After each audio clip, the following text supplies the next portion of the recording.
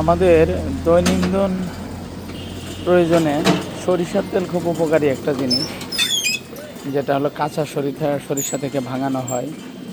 আমরা এক সময় কলুর বলদের কথা শুনছি, তো এখন তো আর কলুর বলদ নাই। কলুর বলদের জায়গাটা এখানেও মেশিনারি যে দখল করে নিচ্ছে।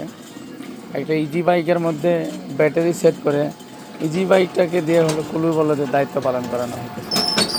এ থেকে একটা জিনিস প্রমাণিত হয় যে মানুষ চাইলে সব কিছুই করতে পারে, কারণ একটা বলদকে যে পরিমাণ কষ্ট দেওয়া হয়তো ওই কষ্টটা এখন আর হচ্ছে না।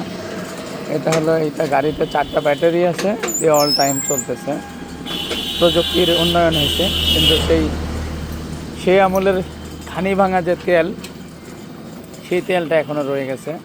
সুস্বাস্থ্যের জন্য আমরা এই তেলটা ব্যবহার করতে পারি, কিন্তু এখন অনেকেই আমরা হলো ভোজ্য তেলের ক্ষেত্রে আমরা হলো বোতলজাত তেলের পিছনে অনেক অগ্রসর হয়েছি, কিন্তু এই বোতলজাত তেলের কারণে মানুষের অনেক রোগ শোক হইতেছে।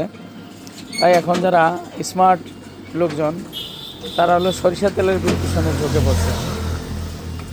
তো সবাই চেষ্টা করবেন পিওর সরিষার তেলটা সংগ্রহ করার জন্য, তাহলে স্বাস্থ্য ভালো থাকবে, সব কিছুই ভালো থাকবে।